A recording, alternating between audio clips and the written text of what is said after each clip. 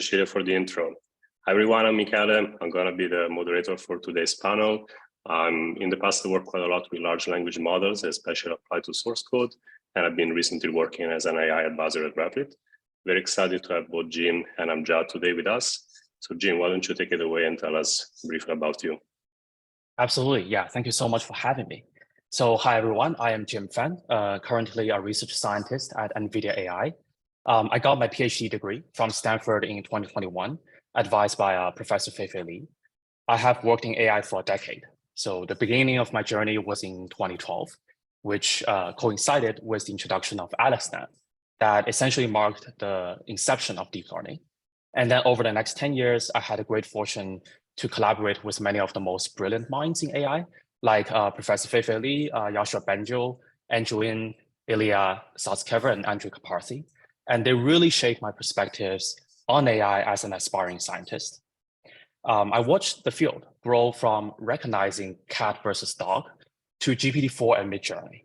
So this is beyond exciting for me, and I want to share this excitement with everyone in the audience. I'll pass the mic to Amjad. Thanks. I'm Amjad, CEO and co-founder of Replit.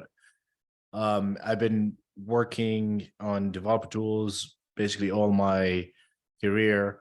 I was founding engineer at Codecademy. I was one of the founding engineers on React.js and React Native, and just built a lot of developer tools and worked on compilers and worked on interpreters and parsers. And one of the things that always felt sort of lacking is how little machine learning and the statistical approaches we applied to code, and got interested in that. And I remember in 2014, 15, I read the paper that's become a classic on the naturalness of software that claims that you can apply NLP, in particularly Ingram language models, to code, to generate code, and build an autocomplete system.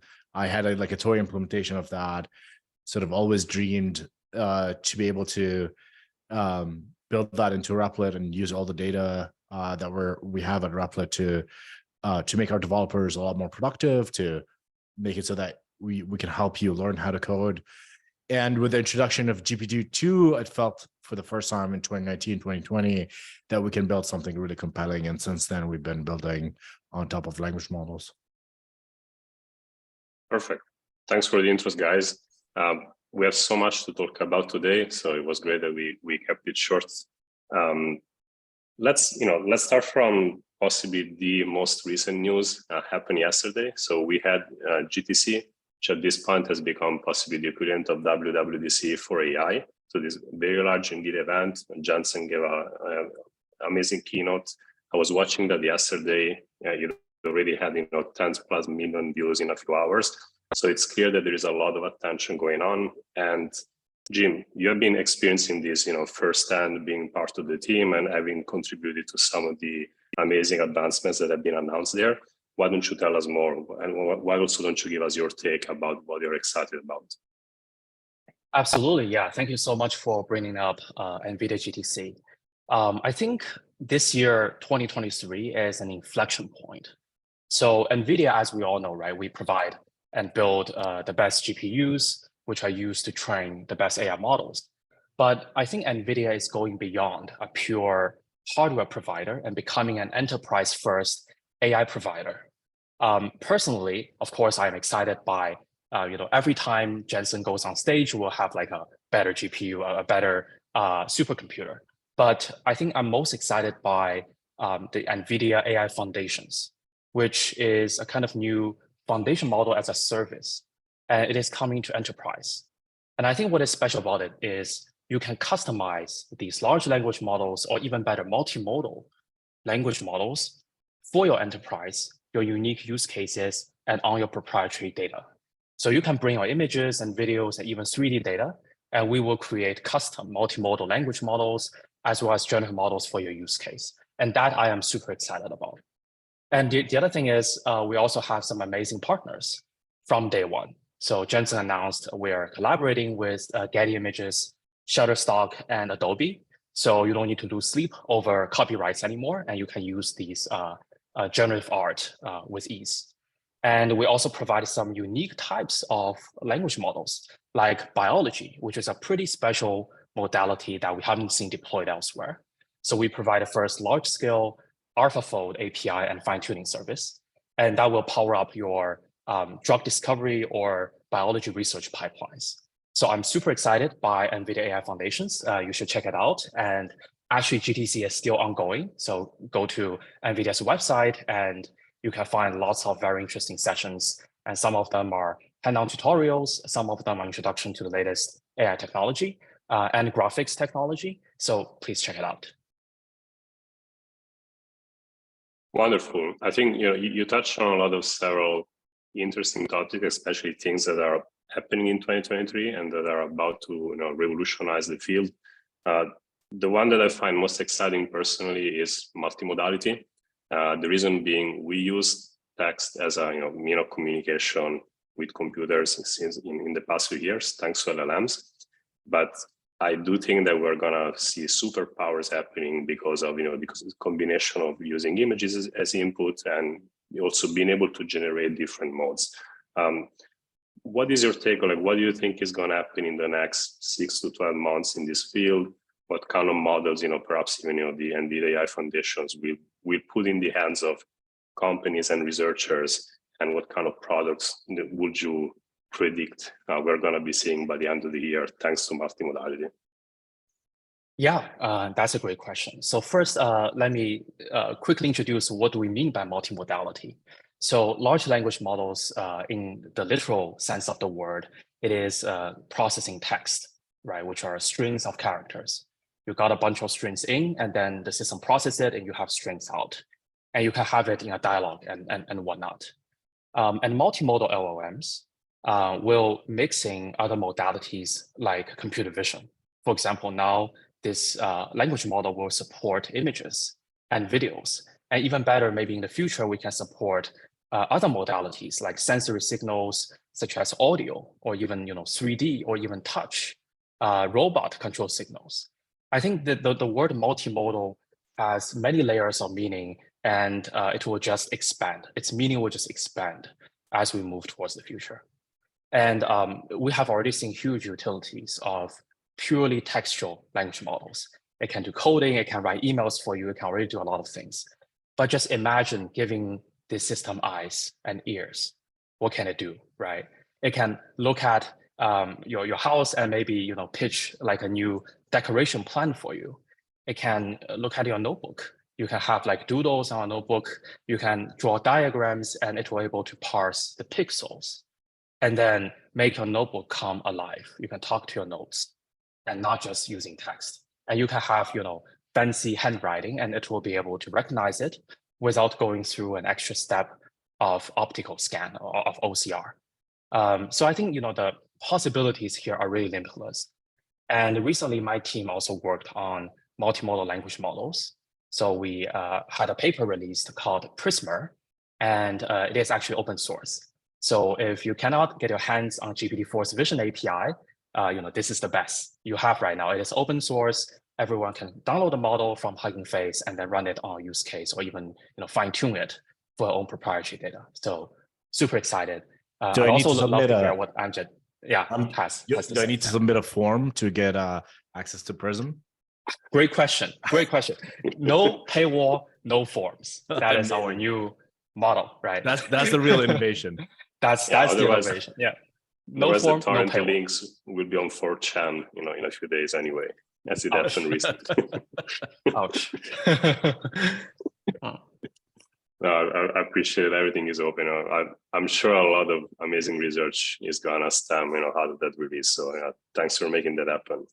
And as a personal take, the reason why I'm so excited about multimodality, apart from what you explained, brilliantly before, is the fact that we are all exposed to machine learning and AI implicitly. Like billions of users are affected by that. The very fact that you have a Facebook account or a Google account means that ML is part of your experience, even though you don't know about it yet.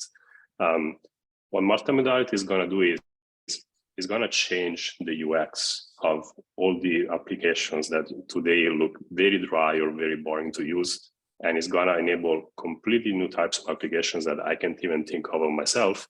And I do expect this exponential adoption of AI by consumers, by end users. Because again, the input will not be any longer writing code necessarily. It will not be any longer knowing how to use a very complicated UI.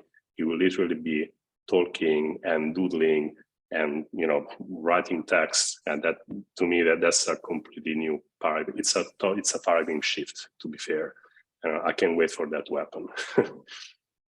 Absolutely, yeah, I completely agree. I think UX design may be more important than AI model design sometime in the future, because we want these AI tools to really empower humans. And to design an intuitive interface is the same as boosting the productivity of the human users.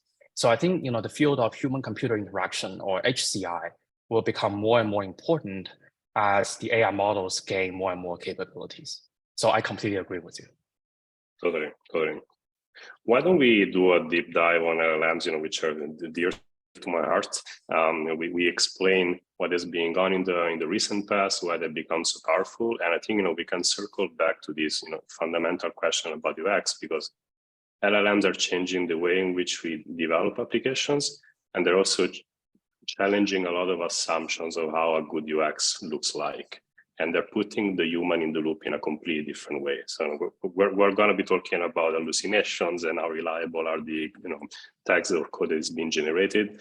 But let's start from the building blocks, and I think we can anchor to the fact that last week has probably been an unprecedented week in AI.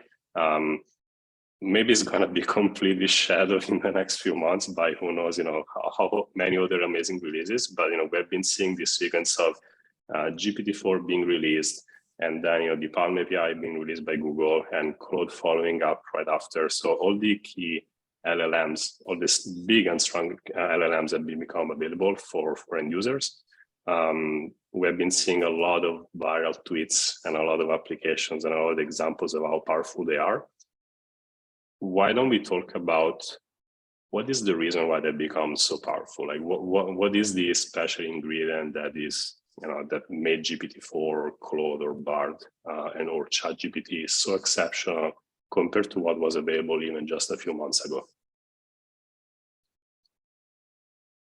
Amjad, would you like to take a shot at it? Sure, yeah. I mean, there's I think what Jim said about UX is important. Like the ChatGPT was an innovation in a few ways, but one of the more important ways it was an innovation is that it put a very intuitive interface on top of GPT, right? And I think nerds, engineers sort of underestimate how important that is for regular people to be able to grok and understand how to use something. Prompting something in the playground, getting green text, that's totally inaccessible for the normal individual. And I think the chat interface was very, very accessible.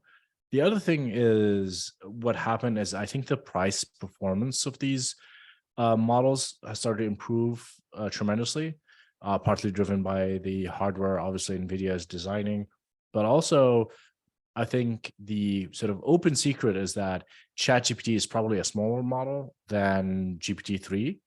And you could tell by how fast it is. We don't know exactly what the architecture is. I know, for example, Jim, your work has introduced this concept of mixture of experts. I think there's a lot of new ways where we could pack more power into these models without sacrificing on speed and performance. The other, hint that could tell us that these models are actually getting slightly smaller is the work coming out of Stanford on Alpaca, which took Meta's Llama model. Llama is a large language model, and Meta released behind a research forum a bunch of weights, but then they got leaked on the internet. The weights are checkpoints for model sizes between 7B and 52 billion parameters. Alpaca was reproduced in open source on the 7 billion parameter Llama. and it's actually phenomenal. Like, you can use it and you can get a lot out of it. It can answer your questions. It feels in a lot of ways ChatGPT like. It was actually distilled from GPT-3 and instructed. And then so when you take a look at innovations like that, you start to understand that, oh, okay, like we can actually make more economical models a lot more powerful via algorithmic innovations and other architecture innovations. So I think it created a moment where you could actually create a service like this and give it away for free. It's still pretty darn expensive on OpenAI, I'm sure, but there's a lot of free services out there. They reduce ChatGPT's API costs by 10x. It's also perhaps 10x faster. And all of that created a moment for these models to go absolutely viral. I think GPT-4 is just the latest in that. You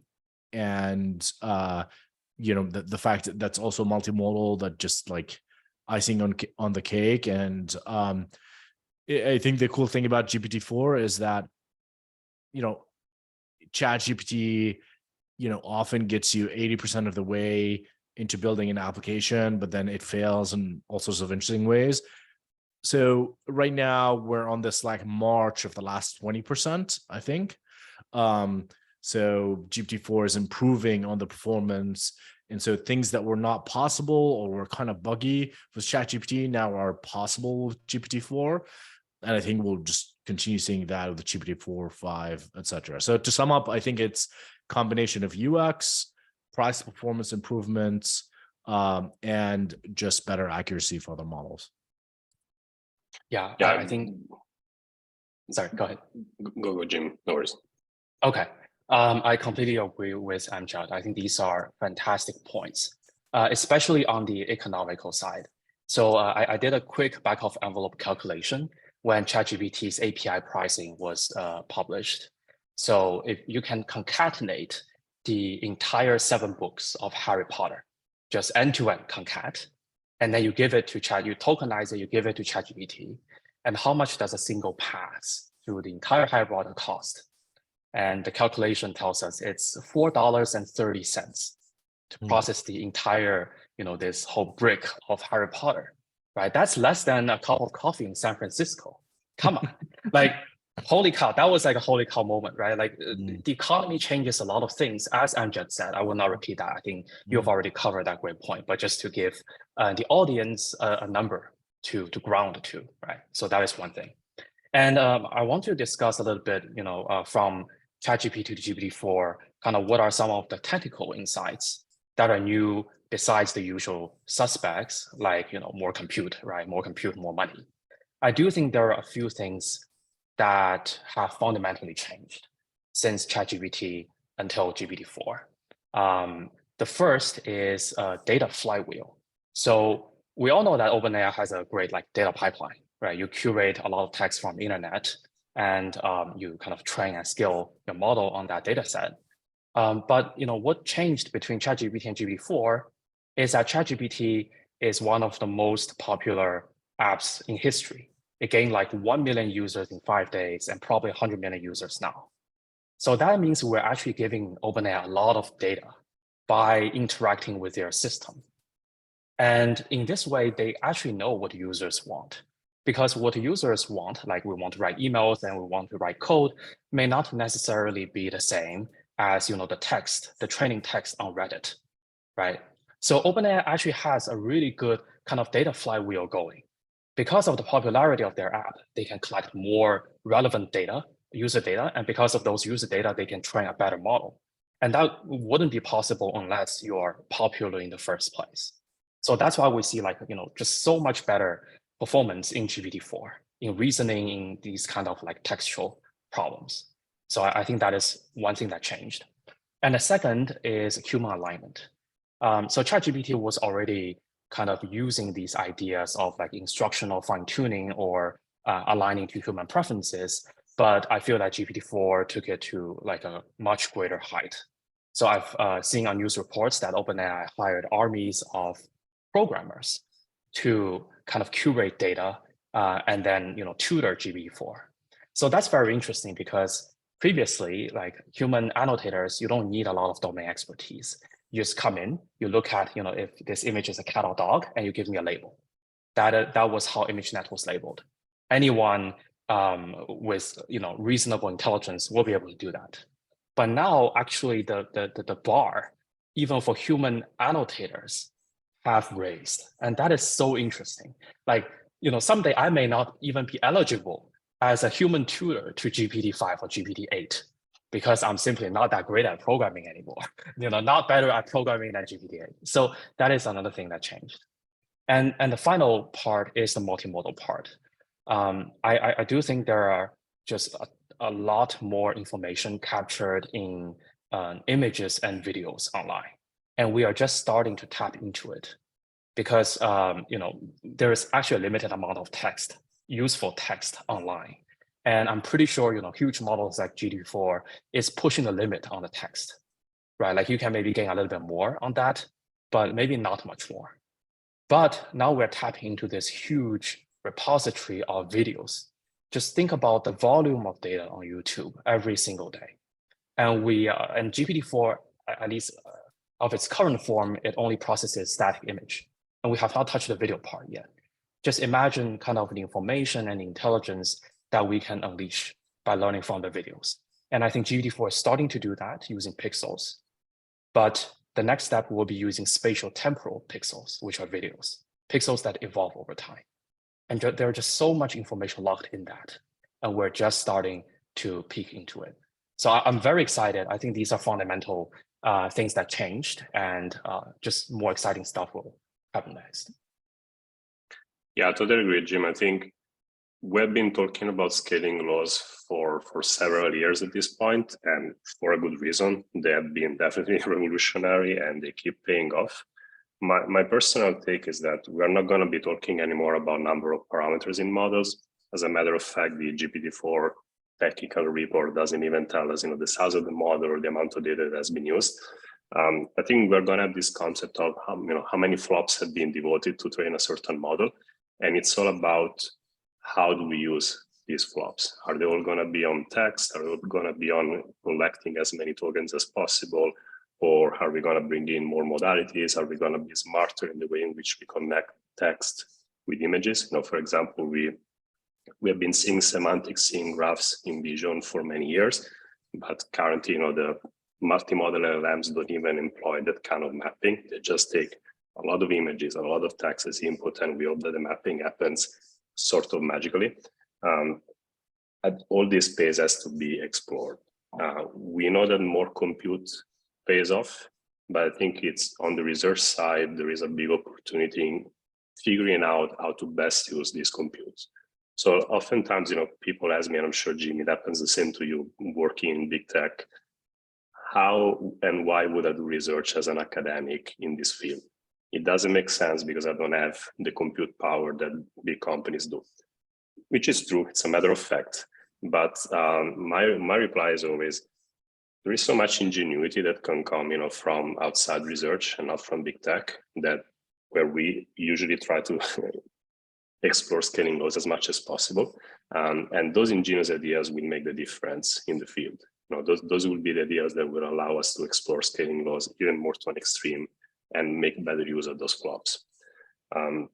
So I think we covered why models are becoming cheaper and faster, because we found better ways to train them, starting from the Chinchilla paper from DeepMind last year that told us that models were severely undertrained. And then there has been this trend in the last few months where models have become better and better. I'm extremely excited about it because, like anything else in ML, it started from models that were way too expensive to deploy. Even text-to-speech, speech-to-text back in the days was running in the cloud. Now it runs on your iPhone, on your Android locally, and it's extremely powerful. So the same thing is going to happen with LLMs. This is one of the few things I'm certain about. On the other end, though, we've been talking about accuracy today, and I think it's worth to do a longer deep dive. I heard you mentioning instruct tuning or LHF. I think we should also be covering constitutional AI from Claude and map basically how Claude behaves versus ChatGPT. let me open the stage on this topic, because I know you will have a lot to talk about. I'm excited to hear what are your takes on that. Please, Jim, you can start. Okay, I guess I'll briefly kind of touch on first ROHF. So for the audience who are not that familiar with this term, so ROHF stands for reinforcement learning from human feedback. So what this means is, let's first kind of visit how language models are being trained.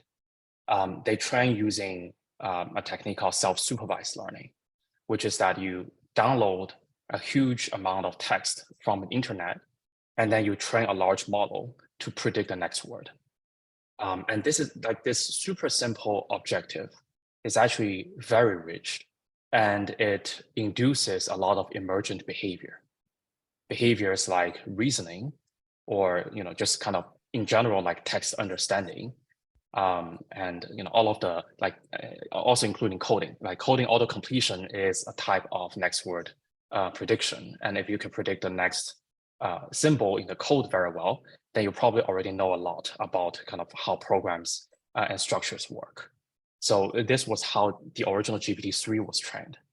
But then the research community found that GPT-3 is not really kind of aligned with what humans want. So just to give an example, suppose you ask GPT-3, explain lunar landing to me like I am 5 years old. And what GPT-3 will give you is a bunch of sentences that look like your question, like, explain why the sky is blue like I am 5-year-old. Explain why water feels wet like I'm 5-year-old.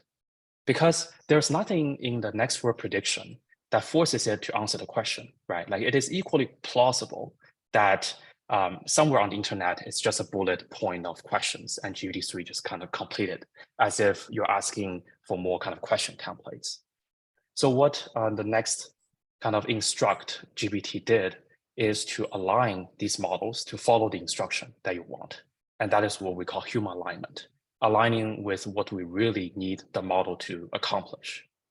And the way to do it is first, you kind of collect a data set, and that is expensive. So you have humans looking at those instructions and write kind of 4 paragraphs that answer that instruction. And once you have that data set, well, it is pretty expensive, but you will be able to fine tune your model on this expensive data set. So it at least kind of gets how to follow instructions roughly. But now you want to refine it even more. So the way you do it is you query the model, let's say 5 times, given the same instruction, and the model will give you 5 different answers. And you have a human annotator that instead of writing the answers to the instruction, the human annotator just ranks the 5 answers that the model generated. So that is a much easier task and much less expensive in annotating, much less human effort. It's just to give you a ranking, like I prefer B to C to D to A to E, for example. And from this preference ranking, you'll be able to learn a reward model. And the reward model essentially tells you that given this instruction and an answer, how good this answer is. And now this reward model is kind of acting as an autonomous human annotator, right? You don't need to hire more human annotators to give you more reward because the model already learns how to do it. And then you can use this model to just do reinforcement learning, which means the model will figure out on its own using trial and error how to improve this reward score. So and then the rest of it is completely autonomous. Yeah. This is a separate model. This is not the same pre-trained model. This is a separate reward model. Is that right? At least in the original Instruct GPT paper, it is a separate model, separately trained. And that model is acting as a judge. Okay, like this is the question, this is the answer. Are you doing well? Yes or no? That is what the model does. And then, this kind of, this GPT model will try to maximize the score against this judge by doing trial and error. And then the rest is just, completely autonomous without a human in the loop. So during the RL training loop, you're actually calling into this reward model to judge. Yep. Exactly. And then you can use techniques like reinforcement learning to improve what the model generates against this judge. And the rest, the model can just improve on its own. Yeah. So that is kind of how reinforcement learning from human feedback works. And Amjad, do you want to talk about constitutional AI or? I don't have good expertise in that. But yeah, I've been looking at the self-instruct, which is instruct tuning, similar to what you described, but it doesn't use RL. Self-instruct is what's used. It's more like a fine-tuning technique. And basically what they've done with Alpaca is they would generate basically pairs of instructions and answers from GPT-3, from a larger model. And you would generate thousands of examples.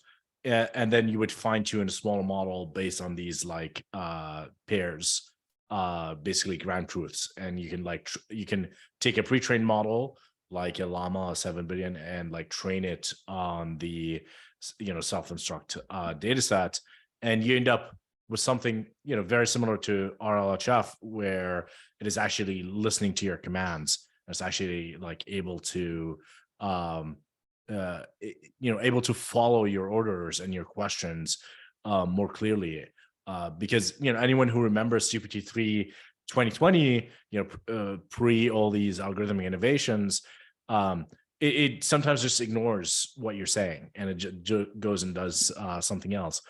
And it had its own charm, but now people are just used to models that actually listen to them. And Constitution AI is another one. So maybe I'll pass it back to you to explain it. Yeah, I'll roughly explain kind of the intuition behind constitutional AI. So, and the paper has a lot more technical details. It is a work from Anthropic. I encourage everyone to read it if you're interested in the particular implementation details. So like roughly speaking, constitutional AI is trying to have a model kind of play the part of the human in the instruct paradigm that we just discussed. So, many of you might have heard Asimov's 3 laws of robotics. Like the first law is you can never hurt human. The second law is like you should protect yourself unless you're hurting a human, blah, blah. So there are like 3 laws. And can we kind of have an AI observe these laws? Instead of giving them 10,000 examples, can we just specify these are the rules and never to violate them? So Anthropic developed a way where they actually use another language model that, given these laws, and then given a question and given an answer, tell the model if your answer is following these laws or not. And they also show that at certain scale, large language models have an emergent ability to be a really good judge. And it's actually easier to be a judge than to generate a text. I think it is intuitive, to be a judge, you just need to read the text and then give me A, B, C, D. Are you doing well against the law, or are you breaking the law? It is relatively easy. It is more like a classification problem. But to actually generate, you need a lot more reasoning and a lot more cognitive capacity. So kind of by exploiting this asymmetry, you can construct, again, a reinforcement learning loop. But this time, you're not doing a reinforcement learning from human feedback. You are doing reinforcement learning from AI feedback. So kind of RLAIF. These acronyms are going out of hand. But just keep in mind the intuition, regardless of the acronym. So you are now learning from an AI judge, and the AI judge reads the Constitution and tell you, kind of classify your response. And in this way, you can pitch these 2 models kind of adversarially. So I see this as a new generation of GAN, or generative adversarial network, where the generator is the language model and the discriminator is the judge. But now they're playing a much more complicated game. And by doing this, back and forth, you can align a language model against the laws that you wrote down. So I think, when I'm trying out GPT-4, I find it much more aligned and also much more observant to safety rules than ChatGPT. So this is kind of a side product.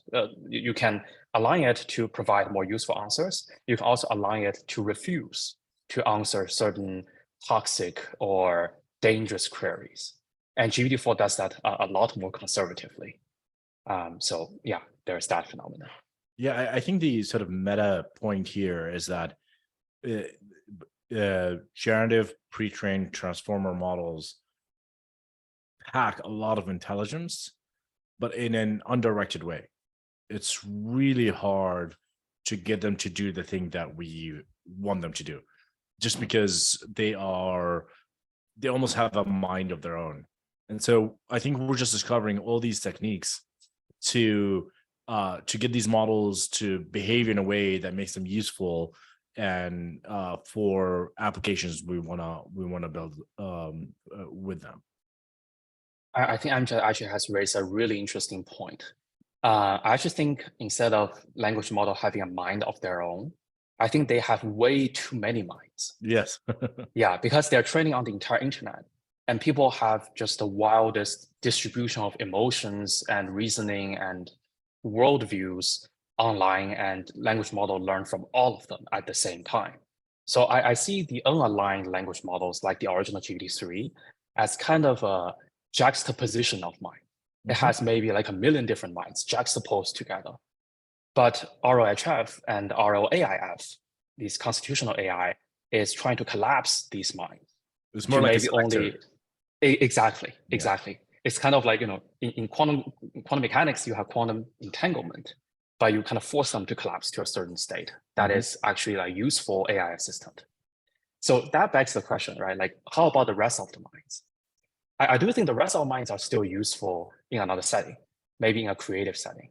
So for example, if you want GPT-4 to play a role of, let's say, a grumpy old man, it will refuse to do so because it's kind of collapsed to the AI system. But you could imagine that in storytelling, in cinema or scripting or all of these, or like movie directing, you may need all the other minds that ROHF or ROAIF kind of eliminated. So it's very interesting to think in this lens, and I'm glad you brought this up. Yeah, maybe if I have to bring up a shortcoming, at least in my humble opinion, is the fact that we jump from one extreme to the other. So we go from this juxtaposition of several different minds into a very inflexible system. So ChatGPT, if you especially followed, how it evolved in the past few months, and there are a lot of Twitter screenshots that witness, it has become more close and close. There have been more topics that can't be covered anymore by the bot. It's very chatty. So if you try to use it in any other way, apart from the chats, arguing, it doesn't really serve a purpose. So I think we still have to find out what is the right level of flexibility in terms of confining the brain of the LLM to, map more similar to how a human would behave. And at the same time, still putting all these safety guards that are needed to put such an LLM in production.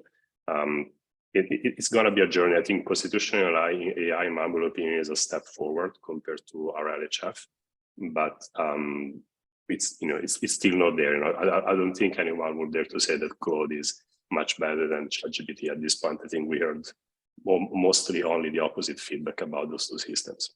Yeah, I mean, if you've seen recently, OpenAI wanted to deprecate Codex, but they got a lot of pushback from the research community, and they were surprised by it because DaVinci 3 is actually better at code than Codex.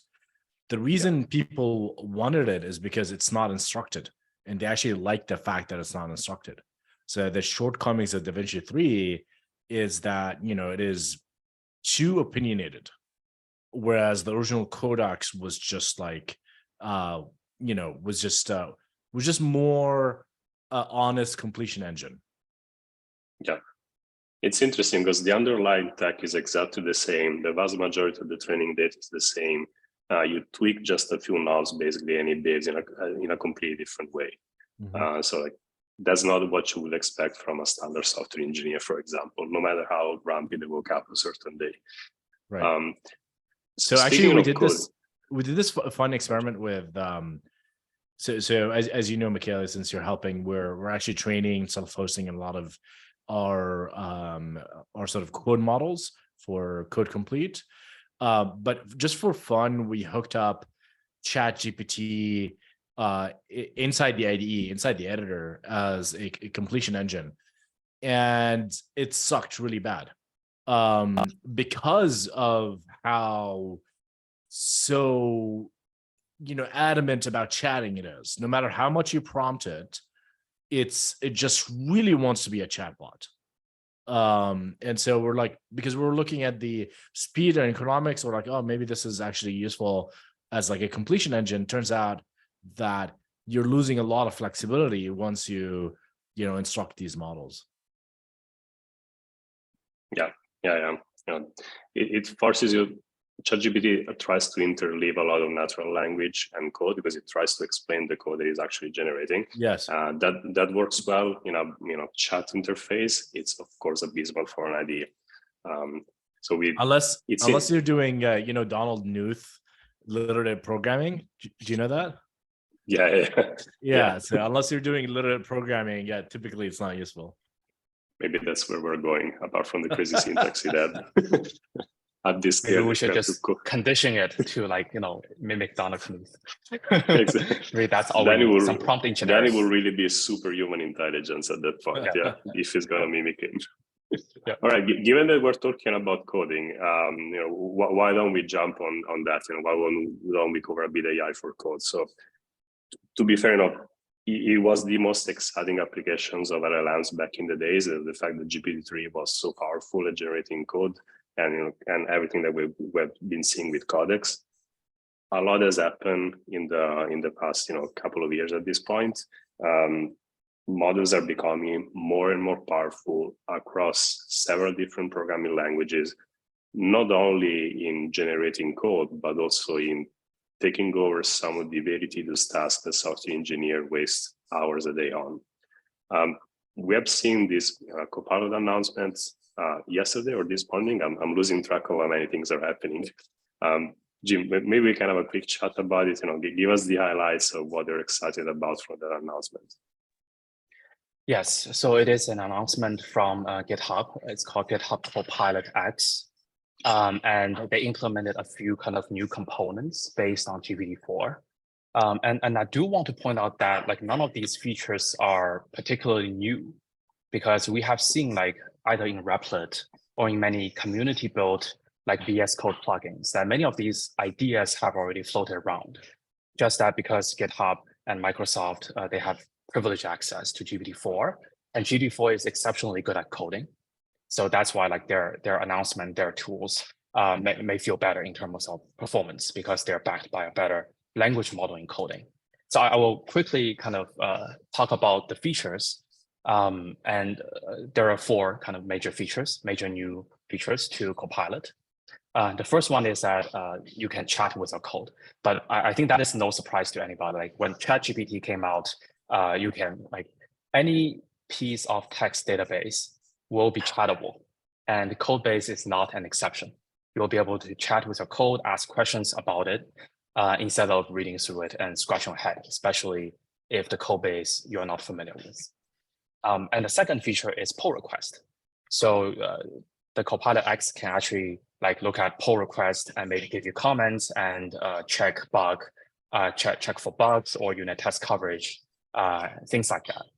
I think this is interesting because now we're seeing these code language models improving not just a single developer, but human collaboration, right? Powering entire open source communities. Because previously, a maintainer of the repo will need to go through hundreds of pull requests every day and then decide which one to add and all of that. And it is just anyone who has maintained huge open source projects know how mentally taxing that is. And if you don't get back to people quickly, they will complain, right? That's how people on GitHub work. But now we can have this augmented capability. Maybe a single maintainer will be able to use these tools to kind of get a quick daily summary of all the pull requests and rule out some pull requests that have obvious bugs or are obviously not aligned with the current to-do list. And a human can be a lot more productive in maintaining these community contributed projects. So that's the second one. And the third one is a new command line interface. that can use Copilot. So things like Bash can be pretty awkward. And especially for some of the command line tools, some flags are really obscure. You need to go to Stack Overflow and search for a long time to find the answers. An example is FFmpeg. Any advanced capability of FFmpeg will require esoteric flags, and it's going to take you a long time. But now you can just ask GPT-4 in the command line without ever leaving your terminal. And the final feature is now that GPT-4 supports a much longer context length, which is up to 32K tokens, that is like a lot more, like almost order of magnitude more than previous models. You can now fit entire documentations in context. And that is huge because now, without any like retrieval, like external retrieval or search or anything, you just fit in the documentation in context, and GPT-4 will immediately be able to answer questions about this particular tool that is well documented. So that is another very useful tool to be added to a software engineer's toolbox. So yeah, these are some of the major features I'm most excited about. Mm-hmm.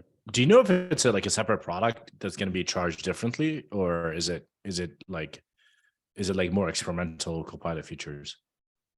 I'm not sure. So I try to join all the waitlists. And by the way, the 4 features somehow require 4 different waitlists. I don't know why, but remember to sign up for all 4 if you want all of these. It's not, it's sufficient for the first link. Yeah. So I'm not sure. Maybe they will be charged differently. Yeah, because 32K tokens, you can like really fit the entire repo in the prompt, which is pretty freaking amazing. But also, it would be very expensive. Indeed. Each single query will be will be charged on 32K tokens. Absolutely. Yeah, but being able to prompt the entire repo is just because most of the work we do in Ghostwriter is prompting. Really, it's like a lot of prompt engineering, a lot of context collapse. Our Ghostwriter chat, we do a lot of like paging out of different contexts. We use a lot of embeddings to figure out what context do you need. We use a lot of heuristics, what file you were on, etc. So most of what we do, it sort of reminds me of like I wasn't a programmer then, but like I became a programmer when computers like were starting to become really powerful and cheap in the 90s. But I think in the 80s and 70s, when you're like making a game for Atari or whatever, you do all these hacks to fit into like, a 32K memory or whatever, right? And I think Carmack was really, one of his first claims to fame was building scrolling in such an efficient way to build scroll games. And that's basically what like the best programmers were doing, was like managing very little amount of resources. So the context issue today just feels like that. Like most of the applications are bottlenecked on how much context you can sort of put into the LLM. And price. I think we agree that LLMs are the new computer of this decade, right? And we're seeing all the limitations that we were facing in the 70s and the 80s, and we're learning how to program them correctly. So I love your analogy because it made me think of when I started to write BASIC in my very young years. I face exactly the same struggles. Yeah, sorry to interrupt you, but no, absolutely. I mean, that's basically the hard thing about it. I mean, Microsoft has a privileged access to these models. They have privileged access to the weights. Obviously, they can optimize it in ways other OpenAI customers can't really optimize. So maybe it's like more economical for them. But the tricky part as an application developer is like, how much do you optimize? Because the price performance is going to get better. And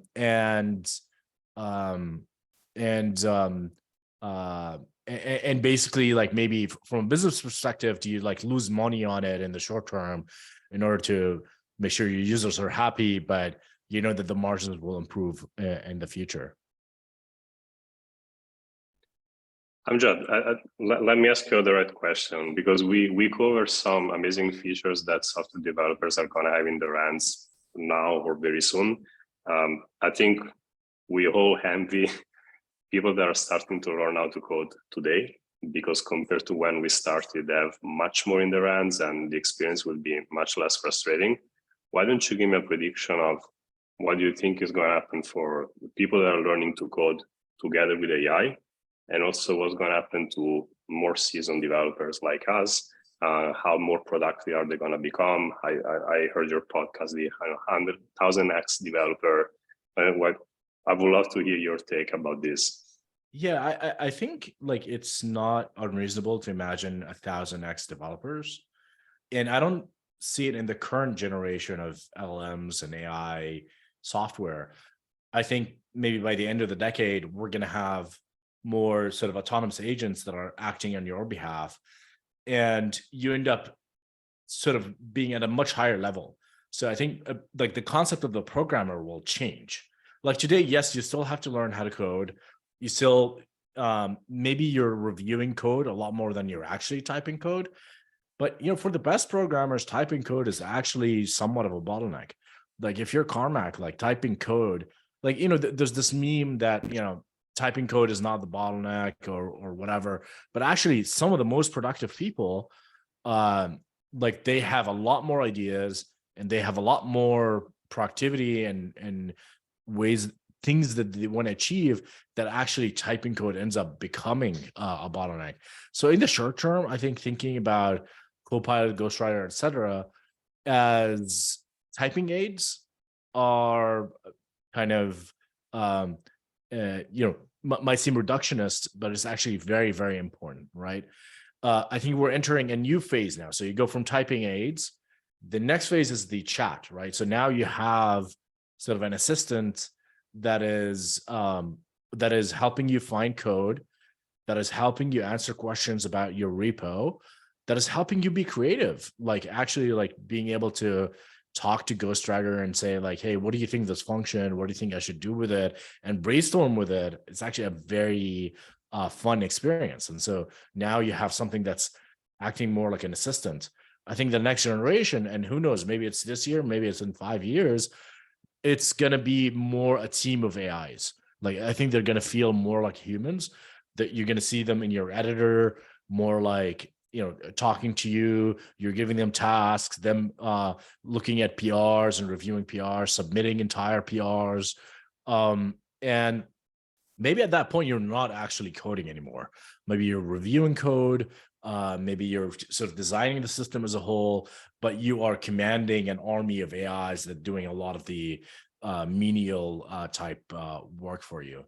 In terms of like learning how to code, I think today it's like, you know, the experience of learning how to code is so much more fun because you could do something really quickly.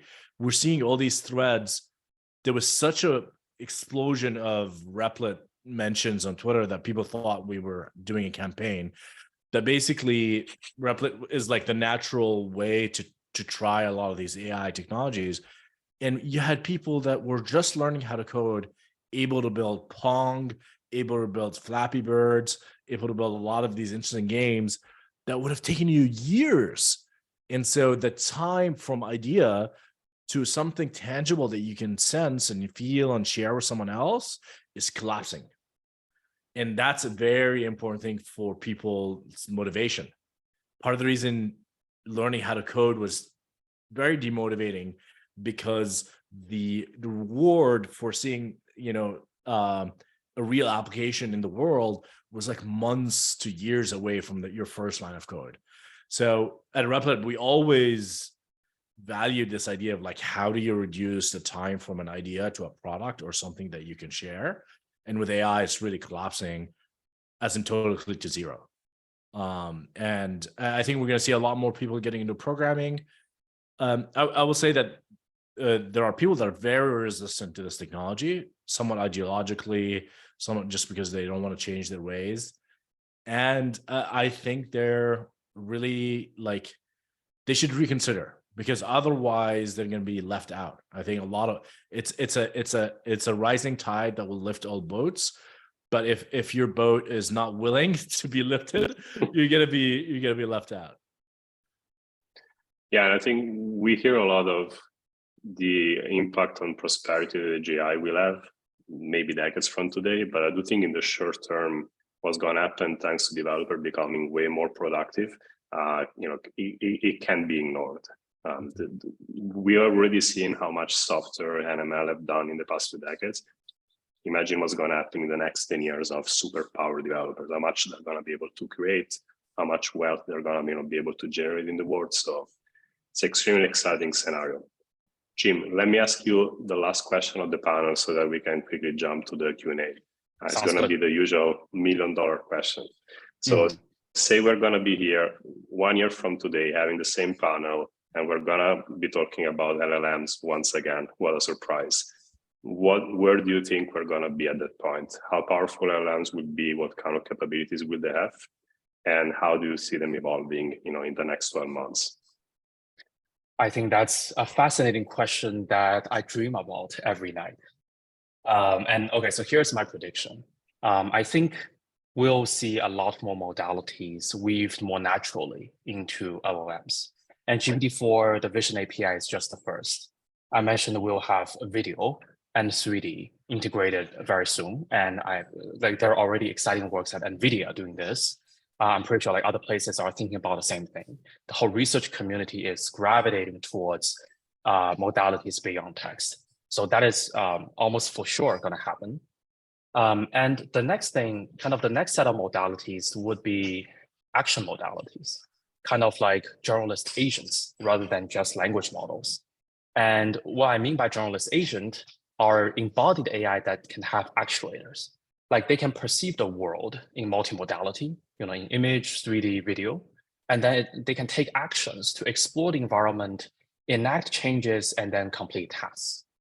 And to me, that is a strict superset of ChatGPT or GPT-4 or Claude, right? Like from the book, Thinking Fast and Slow, we know that humans have both system 1 and system 2 thinking.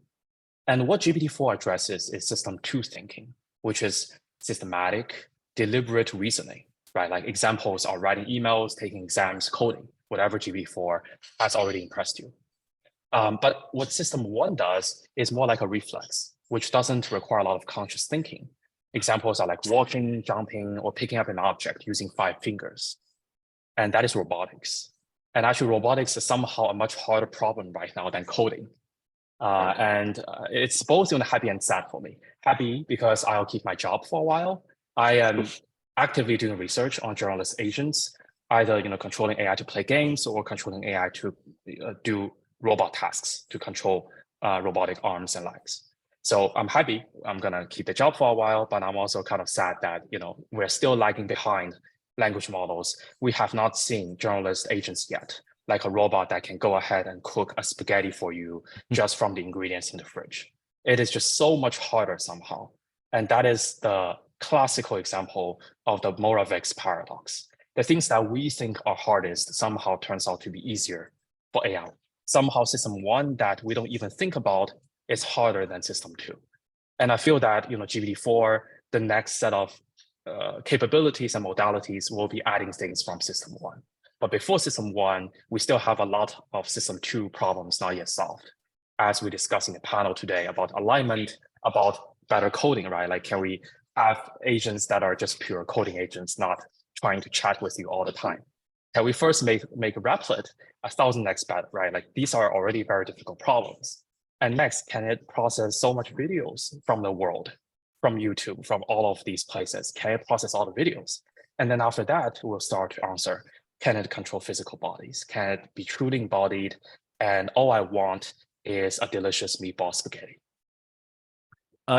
Jim, I'm curious, like, has anyone tried to just like do massive unsupervised learning on a robotics, just like translating perception into tokens and actions, and just like stick it into like a big ass model and see what happens? Was that tried? Absolutely. Like a lot of researchers, including my own team, are trying these approaches. Like Google Robotics and NVIDIA and many Berkeley, Stanford, many places are starting to do this. But I think the bottleneck here is data, because there are a bunch, just way too much text and videos online, but there aren't any robot data like control signals or touch sensing or all of these data online. It's not readily available online. That means we need to collect it ourselves. But then you don't scale up. The robot hardware are so expensive, right? Like even big industry labs, research labs cannot afford beyond maybe a dozen robot arms or 2 dozens. It's just so expensive. And also you have a rate limit in the physical world. Unlike text, unlike ROHF, you can do it as long as you have as long as you buy more GPUs. You can't really do that in the physical world. And there are many ways kind of to address this. One way is to build simulations, but I suppose we don't have time to get into that. But that's a whole other interesting topic on how we address system one. But I think we'll probably close today with many unsolved problems and aspirations on system two, because we're not there yet. And I think there is so much economic value and utility just to growing more modalities and doing coding better in this system two recently. Yeah. Thanks for the question. This was great. Absolutely. And I think we had an amazing panel. We talked 1 hour in a row, especially the closing, so much to be done. And I hope, we got more people excited to dive head first in AI and contribute to the field in the years to follow. So we have a few more minutes left. I hope, attendees can stick around for a while longer, because we received several amazing questions from the community. I will cherry pick a few of them, not in order of importance or how valuable they are. I'm just trying to pick some of them because I found them fascinating, but thanks everyone for contributing. We have one from Tinker. I think, I will address this to you, Amjad. Is asking, how do we see the process of developing and architecting new application changing because of AI? And I think you briefly covered that when you were talking about those writer chats. So that's a kind of application that we wouldn't have even thought about 1 year ago.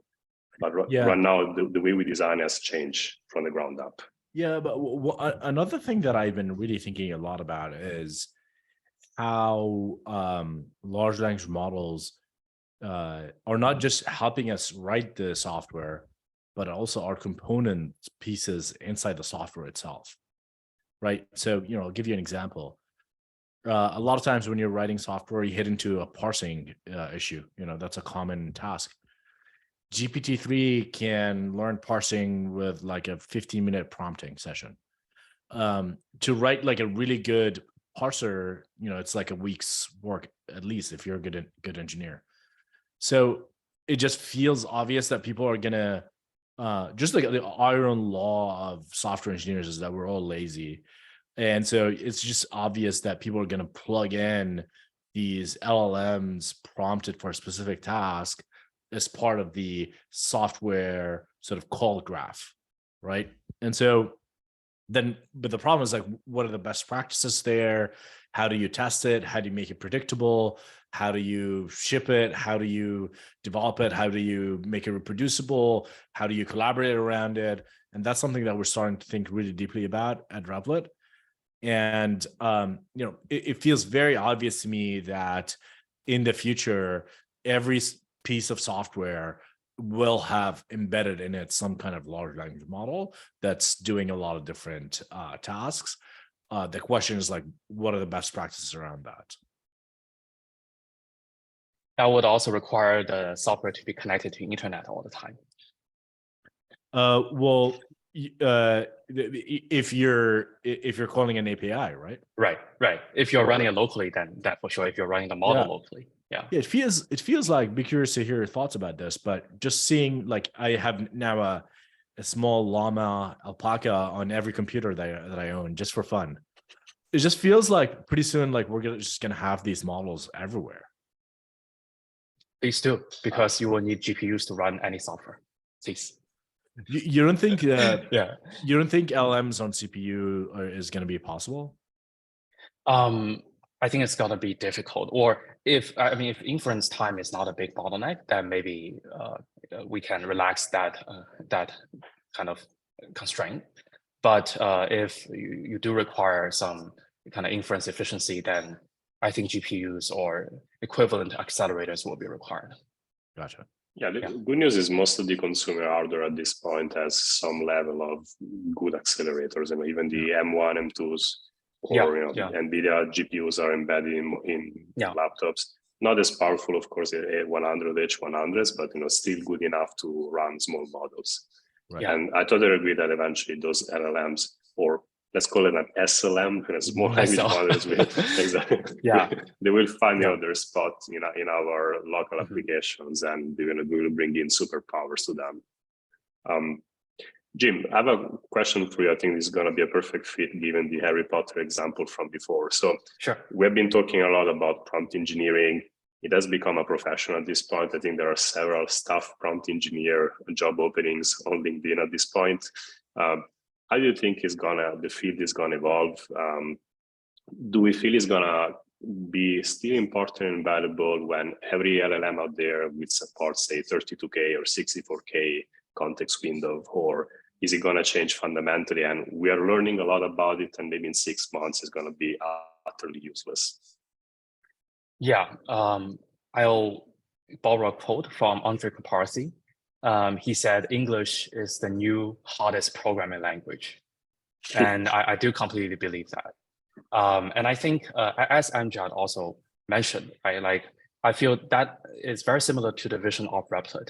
People, software engineers, ultimately will just be responsible for specifying what to build, and then Replit or models, other codex models, will do the how to build part.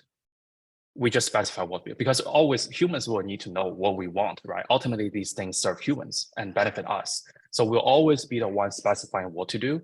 But as GPT-4 and 5 and 6 are coming, they will be better and better on how to do it. And now regarding prompt engineering is essentially specifying what to do to the language models. And I think they are becoming more and more natural and intuitive. And if we look at the older GPT-3, you need very complex prompt engineering. You need some very particular templates, even magical words that make no sense to an average human. You need magical words to coerce certain behaviors from the language model. But now I think with the instruction GPTs, which are GPT 3.5 and GPT-4, and also Claude, right? All of these models are already able to support these intuitive prompts. So you don't need to be super awkward in the wording. But that doesn't mean you can just say whatever you want and it will do exactly as you want. You need to kind of specify it in ways that the language model will adhere to. You need to maybe break down a task into smaller pieces it can understand, and maybe it cannot do certain tasks very well. If you phrase it in vague terms, you need to be super clear about it, or maybe you need to explain it in greater details than you would explain otherwise to a human. So I do think there are still like these little things that make it different from just talking to a human assistant. But the general trend is that prompting will become more and more natural and intuitive. And at some point, I feel that software engineering classes will just be communication classes. You need to work on your communication skill. If you have a team of humans and if you cannot communicate well as a manager, you won't get any software engineering projects done anyway. So maybe we should kind of start practicing that. And also, as Amjad said, we'll maybe have a group of AIs working for you. Different AIs may specialize in different languages. I don't know, someday. Then you need to learn how to talk to them, right? How to kind of have them work together for your benefit. Then at some point, everybody will be a project manager. Yeah, and that will be the point where billions of people will be exposed to the modern AI. As I was mentioning before, we're not going to be any more passive players exposed to decisions made by ML models. We're going to be actively interacting with AI. I think that's the direction where we're going. Of course, it's gonna take time, but I've been excited also by relatively less glamorous announcements, such as the integration of LLMs in the Google Docs suite or in Office 365, because that's really democratizing access to generative models to anyone. And I'm sure that the three of us have a lot of bias in how we use LLMs because we started from CLIs and playgrounds, so we are forced to think as prompt engineers. But I can't wait to see, like, in my family or my nieces to play, to play with Office 365 and see how they react in front of this tech. So good times. Let's wrap up with the last question here, which I really liked, and again, it's going to give us a chance to predict how the future is going to look like. we know that AI is going to have effects on several different verticals. Some of them, it's absolutely the case. Coding as the quintessential example, that's why we're here talking about it today.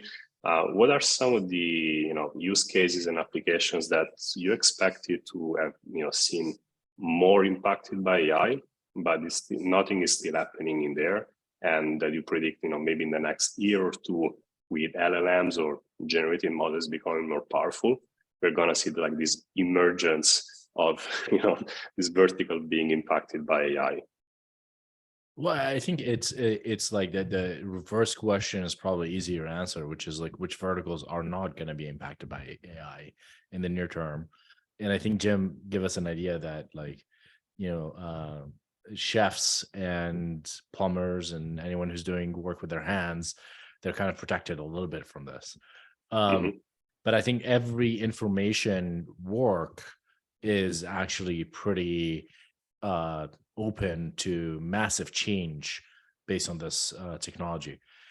I feel like, right now, what Microsoft calls Copilot, right? They're calling everything Copilot, is the dominant use case. The idea that there's something that's sort of sitting behind your shoulder and it is, typing things out for you, completing things out, and you have to review them. But I think that's like the least imaginative use of this technology. I think ultimately anything that can be represented in tokens will be impacted by LLMs, and I don't think that I don't think they're all going to look the same. I don't think Copilot is the end state of LLM technology. So if we're right, and this is the new computer, as we called it, and it's going to just continue to evolve, and it's going to have short-term memory and long-term memory in the future, and it's going to get optimized and be able to do all these different things. I think it's almost hard to imagine, any part of our world that's not going to get remade by this technology. I think if you're an entrepreneur, one way to go make a lot of money today is to go look at industries that are boring and most entrepreneurs would not touch, because everyone wants to work on the sexy, exciting new thing. And so go look at insurance, right? Like what kind of processes in insurance can be automated, and you're probably going to be able to build a really big company there. So I think right now we are in the jokingly in the early iPhone app era, where a lot of the apps were like fart apps, and some apps are useful, some of it were games like Angry Birds, etc. But then you had the Ubers and the Airbnbs that really use the medium as natively as possible, and I don't think we've really entered there yet. And if I had all the proper imagination to do that, I would have already been working on it. And we're trying to think about it a little differently at Replit, but I think this is like an evolving field, so we're going to see massive change over the next 18 months or so. Totally. I completely agree.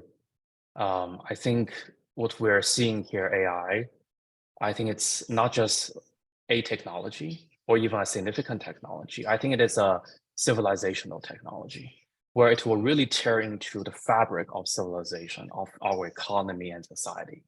But it hasn't done that yet.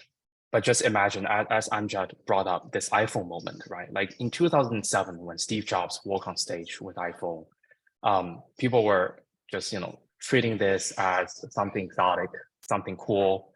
And what can you do with all the full screen, right? Like, how is that going to change our life?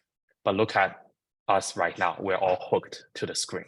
That is, iPhone was a civilizational technology. It changed the way we interact. It changed the way we live and do economic output fundamentally. And I think that is the role of AI. And as Amjad said, some jobs will be impacted less and maybe much later, like the jobs that require system one. But anything that deals with information, they will be impacted. And humans, I think all of us need to learn how to embrace this technology and how to use it to boost our productivities and also to enhance our lives. And I think this is like a new skill everyone will need to pick up.